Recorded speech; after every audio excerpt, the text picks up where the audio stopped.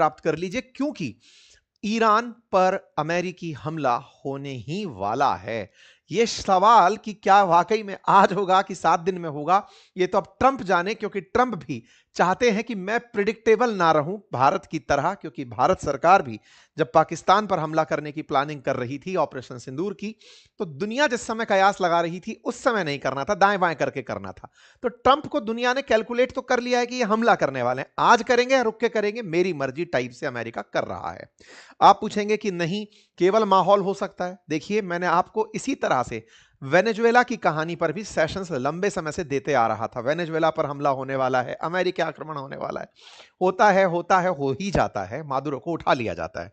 इसका मतलब जो प्रक्रिया को हम लोग फॉलो करते आ रहे हैं वो फाइनली एग्जीक्यूशन तक पहुंचती है। ईरान पर भी जो हम खबरें फॉलो करते आ रहे हैं उसका फाइनल डे आ चुका है। आजकल जो भी है वो आपके सामने अपडेट में मिल जाएगा। कैसे पता चल रहा है जरा सुनिए। यहां पर आप हेडलाइन देखें, जर्मनी, स्पेन, इटली, पोलैंड सभी ने अपने सिटीजन से कहा है कि ईरान छोड़कर के तुरंत निकल लें, क्योंकि अमेरिका का हमला हो सकता है। अब यह कौन से न्यूज़पेपर में छपा है? टीआरटी वर्ल्ड में, तुर्की का न्यूज़पेपर है, इस्लामिक वर्ल्ड का न्यूज़पेपर है। अमेरिका के हमले के बारे में खबर छाप रहा है कि दुनिया के देशों ने अपने लोगों से कहा है निकल लो, अमेरिका हमला कर सकता है। ठीक है, साथ में हेडलाइन बनती है, अमेरिका ने अपने सैनिकों को जो मिडिल ईस्ट के अंदर बेसिस पर तैनात हैं उन्हें तत्काल प्रभाव से हटने की कहा है। Iran warn of retaliation if Trump strike. अब यह कहानी क्या है? असल मायने में अमेरिका यह जानता है, क्योंकि एक दिन पहले ही ईरान ने धमकी दी थी कि अगर अमेरिका आपने हम पर हमला किया तो आपके जितने भी ठिकाने हैं मिडिल ईस्ट में सबको टारगेट बनाएंगे, फिर मत कहना। क्योंकि देखिए, अमेरिका तो बहुत दूर बैठा हुआ है और अमेरिका चाहता भी इस तरह से है कि कोई अमेरिका पर हमला करने की प्लानिंग ना करे। उसको तो ये रास्ता बिल्कुल क्लियर है, लेकिन अमेरिका के जो बेसिस बने हुए हैं मिडिल ईस्ट में उन पर तो हमला किया जा सकता है। ऐसे में उसने उन बेसिस के बारे में पहले ही धमकी दे दी थी ईरान ने कि देख लो भाई, हम आपके बेसिस पर हमला करेंगे। यह बात जैसे ही बाहर आती है, हमारे सारे हवाई जहाज अपना रास्ता बदल देते हैं। एयर इंडिया, इंडिगो, इन सब ने ट्रेवल एडवाइजरी जारी करते हुए कह दिया कि भाई अब हम ईरान के एयर स्पेस से नहीं उड़ेंगे। ईरान ने भी अपने एयर स्पेस बंद कर दिए। क्यों? क्योंकि अगर अमेरिकी कोई फाइटर जेट हमला करने आएगा तो उसे ईरान अपने रडार से समझ जाएगा कि भाई अपना जहाज नहीं है, किसी का जहाज नहीं है, ठोको। मतलब पूरी तरह देखिए, ईरान वेनेजुएला की तरह देश नहीं है, मजबूत कंट्री है, बढ़िया डिफेंस है, बढ़िया उसके पास में ड्रोन्स हैं, मिसाइल्स हैं, लंबे समय से युद्ध की तैयारी है, इतने दिन से प्रेशर दे झेल रहा है। और ईरान के साथ में चीन और रूस का भी बैकिंग है। रूस का बैकिंग मैं बोल रहा हूं, इसके पीछे का तर्क यह है कि जब रशिया यूक्रेन युद्ध हुआ है ना, उस समय पर ईरान ने खूब सारे ड्रोन रूस को दिए हैं। ऐसे में रूस ईरान के साथ ना आए ऐसा लगता नहीं है, क्योंकि बदले में रूस जरूर आएगा, क्योंकि ईरान पूरे टाइम रशिया यूक्रेन में रूस के साथ खड़ा रहा है। ऐसे में अगर रूस ने इन्हें अपने मिसाइल सिस्टम दे दिए, चीन ने अपने व्यापार को बचाने के लिए कुछ कर दिया, तो यह बहुत ही भीषण स्थिति तक घटना जा सकती है। यूएस मिलिट्री के बारे में यरूशलेम पोस्ट लिख रहा है कि अगले 24 घंटे के अंदर हमला हो सकता है। यह यूरोपियन ऑफिशियल्स के बयान को यरूशलेम पोस्ट लिख रहा है। मतलब कुल मिलाकर के खबरों में ईरान पर अगले 24 घंटे में हमले की बातें चल रही हैं। साथ ही साथ ईरान के लोग भी अब देश छोड़ छोड़कर पलायन के लिए तैयार हुए हैं, निकल रहे हैं। तुर्की के साथ जो बॉर्डर साझा होता है ईरान का, वहां पर बड़ी संख्या में हलचल देखी गई है। इसी बीच में भारत की तरफ से एडवाइजरी जारी हो जाती है फिर से, और वो कहते हैं कि अगर कोई भी छात्र, तीर्थयात्री, व्यापारी, पर्यटक जो भी ईरान में है, जल्द से जल्द वहां से निकल जाए। अब ये भारत बोल रहा है, इसका मतलब भी समझ जाइए कि इतना तो हम भी समझ रहे हैं कि कुछ तो गड़बड़ होने वाला है। भारत की जो एम्बेसी है ईरान में, उसने प्रॉपर अपडेट दे दिया है कि भाई ये फोन नंबर्स हैं, तत्काल प्रभाव से पहुंचो और यहां से निकलो। भारत के विदेश मंत्रालय की तरफ से भी कल 14 जनवरी के दिन अपडेट दे दिया गया, जो भी एडवाइजर्स हैं, जो भी लोग हैं, वहां से बाहर आ जाएं। इस बीच में भारत के विदेश मंत्री ने ईरान के विदेश मंत्री से फोन पर बातचीत करी और उनके बारे में सिचुएशन जानी। एयर इंडिया की तरफ से आया ये अपडेट देख सकते हैं कि भाई हम ईरान पर से नहीं उड़ेंगे। इंडिगो की तरफ से आया अपडेट देख सकते हैं, हम ईरान पर से नहीं उड़ेंगे। मतलब पूरी तरह से बैटल ग्राउंड सज चुका है, बातें हो चुकी हैं, युद्ध की तैयारियां हैं। और इस युद्ध की तैयारी में ईरान से होकर के भारत की जो फ्लाइट्स बाहर की तरफ या फिर यूरोप की तरफ जाने वाली थी, उन सब ने रास्ते बदलने शुरू कर दिए हैं। ईरान एयर स्पेस बंद कर दिया गया है। यहां पर बैठे हुए कतर में जो ईरान अमेरिका का एयरबेस था, उसे खाली किया जा रहा है। पूरी तरह से अलर्ट पर सारी चीजें हैं। जो भी तैयारी युद्ध के नाम पर होनी चाहिए वो सज चुकी हैं। ईरान का अपना एयर स्पेस बंद करने की खबर आप देख सकते हैं। ईरान ने थोड़े दिन पहले भी एक बार के लिए एयर स्पेस बंद किया था, जिसके चलते अब आज सुबह सुबह का अपडेट है कि यूरोप की वेब जो फ्लाइट्स हैं वो भी अब ईरान के एयर स्पेस में नहीं उड़ेंगी। इटली, पोलैंड अपने सिटीजन से कह रहे हैं कि भैया जल्दी से निकल जाओ। इस बीच में इंटरनेट की पूरी जो मतलब व्यवस्था है वो चौपट है। लगातार 8वां दिन है ईरान में इंटरनेट के माध्यम से कोई खबर बाहर नहीं आ रही है। ठीक है, अब यह खबर में इतना ज्यादा तड़का कैसे लगा उस खबर तक चलते हैं। कल शाम को अमेरिका का जो न्यूज मतलब एक तरह से समझिए ये हैंडल है जो अमेरिकी खबरें बाहर निकालता है, उसमें यह साफ साफ कहा गया कि अमेरिकी अधिकारियों ने न्यूज चैनल रॉयटर से कहा है the US is withdrawing some personnel from major US bases in Middle East. अर्थात केवल कतर में ही नहीं, अमेरिका के जितने भी मिडिल ईस्ट के अंदर और बेसिस हैं वहां से वो लोगों को निकालने का आदेश दे चुका है। इस बात का कंफर्मेशन हो जाता है जब कतर की तरफ से खुद यह कमेंट आ जाता है। यहां पर ध्यान देने की बात है, यह वही कतर है जिसकी कोई गलती नहीं थी लेकिन पिछली बार बेचारे पर गोला डाल दिया गया था। कब की बात है? ईरान इजराइल जब युद्ध चल रहा था तब ईरान ने कतर को बोलकर अमेरिकी एयरबेस पर हमला किया था कि सुनो तुम हमारे मित्र हो लेकिन अमेरिका वाले तुम्हारे यहां बैठे हैं, उन पर हम हमला करेंगे। ट्रंप ने फिर यह कहा था कि ईरान ने हमें पहले ही कह दिया था हम हमला करने आ रहे हैं, थैंक यू ईरान, आपने हमें इन्फॉर्म करके हमला किया। ईरान इजराइल के बीच में जब थोड़े दिन पहले कॉन्फ्लिक्ट हुआ था तब अमेरिका के बेस को ईरान ने निशाना बनाया था। अब चूंकि अमेरिका खुद पार्टी बनकर ईरान पर हमला करने आ रहा है तो इस बार अमेरिका वर्सेस ईरान है, इजराइल वर्सेस ईरान नहीं हो रहा है। लेकिन इजराइल से तो असली नफरत है, नफरत ही इजराइल से है, इसी चलते तो अमेरिका आ रहा है। तो इजराइल के लोग क्या कर रहे हैं यह भी तो अपने आप में एक खबर है। साथ ही साथ कतर ने साफ कह दिया है सुनो भाई, अपडेटेड खबर यह है कि अल उदैद एयरबेस से लोग जा रहे हैं, यह हम आपको बताना चाहते हैं। कतर खुद डरा हुआ है कि इन लोगों की लड़ाई में हम ना मारे जाएं। पिछली बार इजराइल ने गुस्से में हमास के लोगों को मारने के लिए हमारे देश में हमला कर दिया। लड़ाई कहीं भी होती है कतर में गोला फटता है। तो भाई अमेरिकियों, तुम्हें रोकने की कीमत चुकानी पड़ती है। कृपया करके जब तुम यहां से निकल रहे हो तो हमें खबर देने दो। फिर भाई लिस्ट निकल कर आती है हवाई जहाजों की। सारे हवाई जहाज रास्ता छोड़ करके जाते हुए दिखाई देते हैं, कतर एयरबेस से उड़ते हुए हवाई जहाज दिखाई देते हैं। जब नोटिस किया जाता है कि यूएस मिलिट्री के बेसिस कहां कहां हैं, तो इस पूरे मिडिल ईस्ट में जहां जहां पर भी यूएस मिलिट्री बेसिस हैं, जहां पर लगभग मतलब मिनिमम 1000 से ज्यादा तो कहीं ना कहीं सैनिक हैं ही हैं। ऐसे में अगर आप देखें तो कुवैत, अल उदैद, यूएई, इसी प्रकार से बहरीन, सऊदी, जहां जहां भी इनके सैनिक हैं वहां से बड़ी संख्या में सैनिकों को हटाने की बात चल रही है। अब सवाल बड़ा बनता है, जब हटा ही रहे हो तो युद्ध क्या करोगे? असल मायने में यह केवल एक प्रेशर टैक्टिक है, यह कहते हैं टाइम बाई करना। अर्थात अमेरिका ईरान के सामने खुद को दिखा ऐसे रहा है कि देखो तुम्हारे डर से मैं पीछे हट रहा हूं। इसके माध्यम से ईरान थोड़ा कमजोर हो सकता है, सोच सकता है कि हमारा डर हावी है। समय के साथ साथ इन देशों में यह विश्वास दिलाने का भी प्रयास है कि देखो तुम्हें निशाना नहीं बनवाएंगे, हम या तो इजराइल से हमला करने आएंगे या पानी में से हमला करेंगे। पानी में खड़े हुए जो इनके एयर बेसिस बने हुए हैं या पानी के अंदर जहां जहाज खड़े हैं वहां से हमला करेंगे, क्योंकि इन देशों को कहा यही गया था कि तुम पर कोई हमला ना करे इसलिए हमने बेसिस बना रखे हैं। लेकिन हमारे किसी लड़ाई में तुम्हारे बेसिस पर हमला हो गया तो संप्रभुता का उल्लंघन तो तुम्हारा होगा। ऐसे में इन देशों की वास्तविकता में हालत खराब है। ये इस बात से डरे हुए हैं कि चल अमेरिका वर्सेस ईरान रहा है लेकिन मारे ये लोग जाएंगे। ऐसे में सऊदी, कतर, ये सब अमेरिका से रिक्वेस्ट कर रहे हैं कि सर अभी ईरान की सरकार इतनी भी कमजोर नहीं है कि आप उसे गोला मारकर हटा सकें। आपने अगर गोला मारा तो लोग वहां पर ईरान की सरकार के और ज्यादा समर्थन में आ जाएंगे और यह घटना बिगड़ जाएगी, ईरान की स्थितियां बद से बदतर हो जाएंगी और हमारे जो आसपास के क्षेत्र हैं इन्हें निशाना बनाया जाएगा, जिससे पूरी तरह व्यापार प्रभावित होगा, अर्थव्यवस्था प्रभावित होगी और पूरा मिडिल ईस्ट अशांत हो जाएगा ईरान पर अगर अमेरिकी कार्रवाई होती है। लेकिन अमेरिका तो अमेरिका है, उसने सारी कैलकुलेशंस पहले से ही लगाई हुई हैं। तेल के लिए वेनेजुएला पर कब्जा कर लिया है और आगे ईरान पर अगर कब्जा होता है तो उसके लिए तो बोनस पॉइंट है। ईरान के अंदर सत्ता परिवर्तन होगा तो सस्ता तेल सस्ता गैस दुनिया को आसानी से मिलने लगेगा।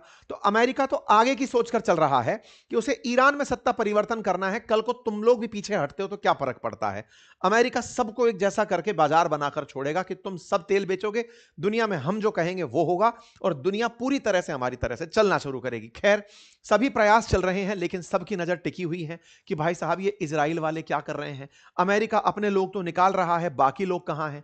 तो ऐसे में देखो, अमेरिकी जो डिप्लोमेट्स है ना, वो यूएस को छोड़ छोड़ करके जाने की तैयारी कर रहे हैं। यूएस की एम्बेसी ने भी कतर में आदेश दिया है अपने सिटीजन्स को कि भाई सुनो, कतर में कोई भी अल उदैद एयरबेस तक मत जाना। इनको अंदेशा यही है कि आने वाले समय में उस एयरबेस पर ईरान जरूर रिटेलिएट करेगा। इन्हीं के साथ साथ यूके वाले भी कतर छोड़कर निकल रहे हैं कि निकल लो, क्योंकि हमला अगला कतर पर होगा। ईरान पूरी तरह तैयारी में है। यूके की पार्लियामेंट में पीएम बयान दे रहे हैं कि जो प्रोटेस्टर्स के साथ ईरान कर रहा है वो गलत है। यानी पूरी तरह वर्ड सेंटिमेंट यह बना दिया गया है कि ईरान की सरकार के विरोध में जो जनता उतरी, उस जनता को मारने के लिए लगभग 12,000 लोगों की मौत के आंकड़े फ्लैश किए जा रहे हैं। ईरान उसे झूठ बता रहा है, लेकिन दुनिया में प्रोजेक्ट किया जा रहा है कि लगभग 12,000 प्रोटेस्टर्स मारे जा चुके हैं। दुनिया भर में निंदा हो रही है ताकि इस पूरे माहौल से, इस पूरे नैरेटिव से ईरान पर हमला किया जा सके। पाकिस्तान क्या कर रहा है? अमन और शांति की बातें कर रहा है। जो पाकिस्तान उस समय पर इजराइल के हमले के बाद तत्काल प्रभाव से ईरान भागा था, आज उसका ईरान पर कोई बयान नहीं है। वहीं अमेरिकी पूरी तरह से रजा पहलवी को लेकर बैठे हुए हैं। इन्हें दिखा रहे हैं कि जाओ हमारे पपेट, तुम्हारा इंतजार हो रहा है, जाकर ईरान की सत्ता संभालो, हमने तुम्हारे लिए जगह बना दी है। खैर, रजा पहलवी भी पूरी तरह लोगों को बताने लग रहे हैं कि ईरान में अब नई दिन का उदय होगा। देखो, इसमें दो नजरिए हैं। पहला नजरिया ये कि ईरान के लोगों के नजरिए से अगर देखो तो अमेरिका ने ईरान का जीना दुर्भर कर दिया है। ईरान के साथ जिस तरह के सैंक्शंस चल रहे हैं, डॉलर के मुकाबले उनकी करेंसी रियाल टिक भी नहीं पा रही है। पूरी तरह से वहां के लोग अमेरिकी प्रतिबंधों से बहुत ही बुरी तरह प्रभावित हैं।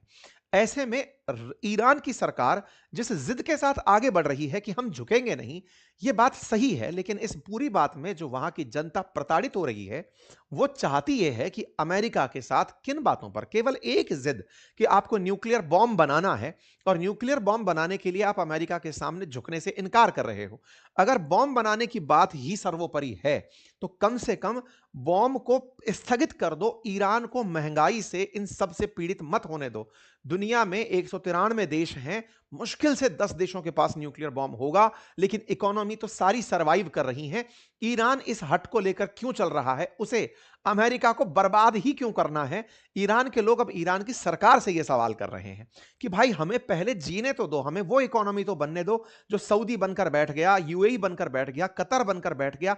इन्होंने अपने यहां ग्रोथ एवेन्यूज ओपन किए और आज इतनी ऊंचाइयों तक पहुंच गए। और एक समय 1979 तक लोगों के लिए फैशन सिंबल हुआ करता था ईरान, लेबनान। यहां पर लोग जो थे वो इतने मॉडर्न कंसीडर किए जाते थे कि फैशन यहां से निकलकर बाहर जाता था। लेकिन वहां पर कट्टरपंथियों का शासन हुआ, पूरी तरह से सिस्टम को बदल दिया गया, बुर्कों को पहनना कंपलसरी कर दिया गया।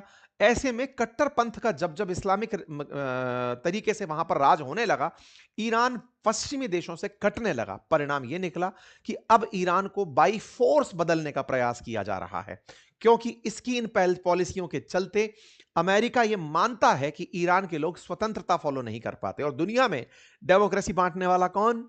अमेरिका। खैर, अब बात इनकी करते हैं। ऐसे में इनके बारे में चर्चा यह है कि भाई सुनो, सब तरफ चल रहा है, अमेरिका को तो नहीं मारा जा सकता। ईरान के पास ऐसी शायद ही कोई मिसाइल हो जो अमेरिका जाके हिट करे, और अमेरिका ने खुद की सुरक्षा पाबंद की हुई है। लेकिन आग तो लगाई आपकी है, आप कहां हैं जनाब? चर्चा है इनने भी खेला खेला है। अब देखो, मोसाद कुछ तो कर रही होगी।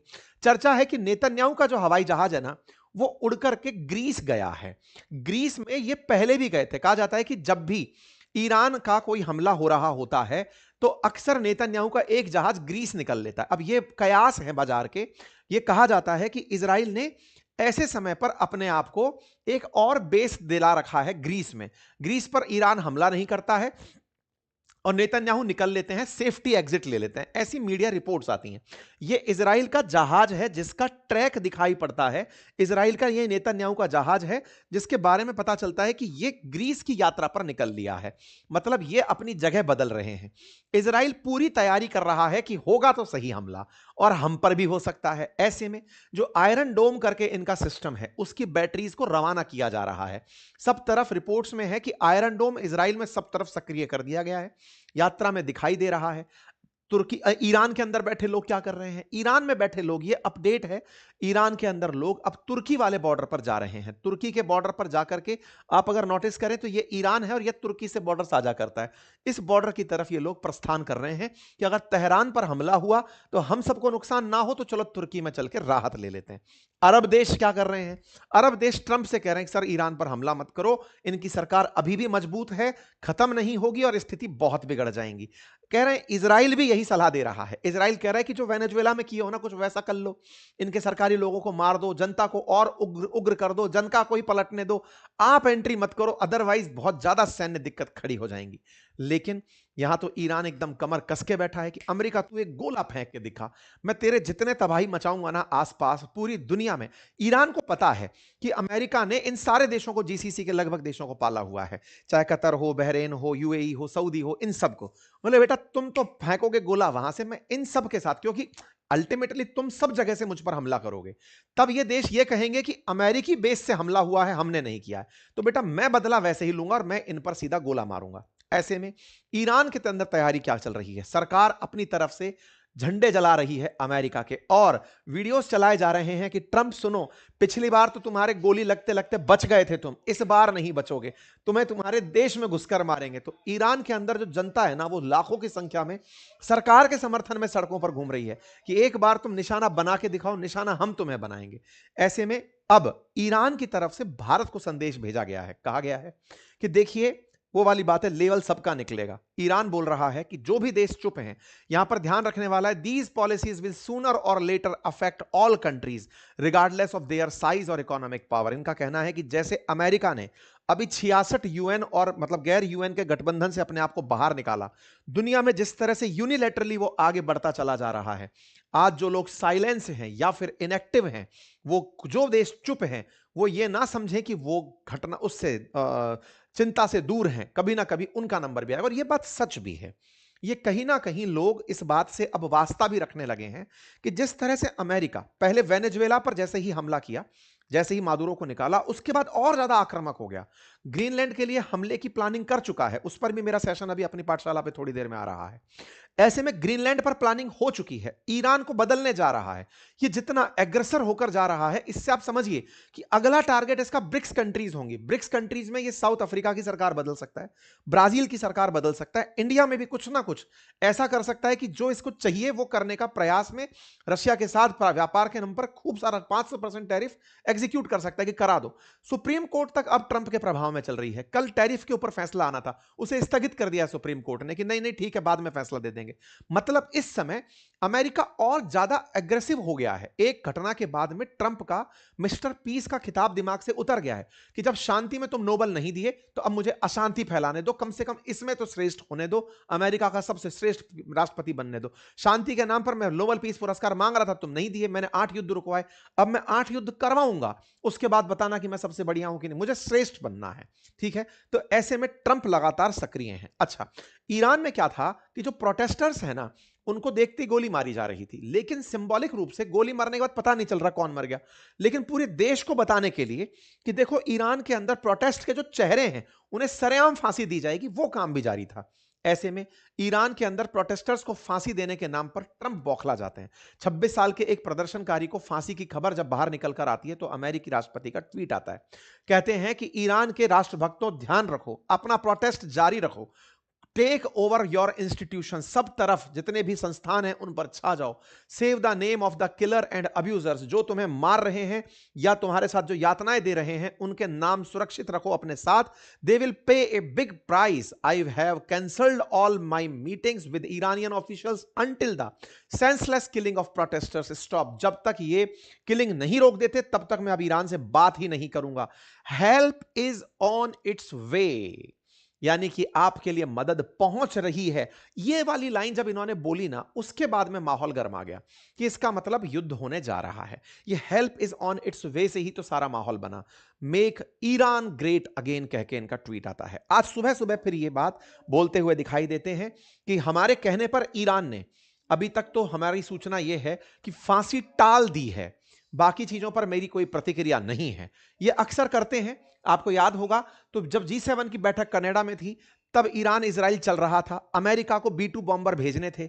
उस समय ट्रंप एक बार शांति खा गए थे कि हां हां देखा जाएगा, और अचानक से फिर ये B2 बॉम्बर भेज करके दुनिया को इन्फॉर्म किए कि हमने नेतांज को तबाह कर दिया है। बिल्कुल इस बार भी वैसा ही चल रहा है और अमेरिका इसी तैयारी में है। कहा जा रहा है, हमें कहा गया है कि फांसी वांसी रुक गई है, लेकिन इसी बीच में अमेरिका ने साउथ चाइना सी के अंदर जो खड़ा हुआ अपना यूएसएस अब्राहम लिंकन, जो एयरक्राफ्ट कैरियर है, उसे भेज दिया है कि चलो बेटा आ जाओ, ईरान पर हमला करने की तैयारी है। इसी बीच में सबसे बड़ा सवाल, रूस और चीन की कोई प्रतिक्रिया आई कि नहीं। अभी जब मैं आपका सेशन लेकर आ रहा था, उस समय की ताजा प्रतिक्रिया यह है कि इस समय जब पूरी तरह एयर स्पेस बंद है, एक चीनी जहाज यहां आकर उतरता है, फ्लाइट रडार इसकी जानकारी दे रही है। अब ऐसे में क्या चाइना ईरान में अपने वेपन तैनात कर रहा है? क्या थोड़ी देर बाद रशिया भी यहां पर दिखाई देगा? क्योंकि वेनेजुएला की तरह ईरान को ये लोग नहीं छोड़ने वाले हैं, ये तय है, क्योंकि ईरान ने इनका साथ दिया है। रूस की, चीन की जो भी प्रतिक्रियाएं आएंगी, जल्दी ही मैं आपके साथ सेशन में उन्हें साझा करूंगा। अपडेटेड रहने के लिए रिक्वेस्ट है कि चैनल को सब्सक्राइब कर लीजिए। जब आप सब्सक्राइब कर लेते हैं तो जब भी हमारा नया सेशन आता है आप तक सूचना पहुंच जाती है। और सब्सक्राइब करने का कोई चार्ज नहीं होता। जहां आप वीडियो देख रहे हैं वहां सब्सक्राइब का बटन दबा आ रहा है, उसे क्लिक कर दीजिए। ऑलरेडी सब्सक्राइब किया हुआ है तो अपने मित्रों से शेयर करिए, उनसे सब्सक्राइब कराइए, ताकि हमारी आप तक काम को पहुंचाने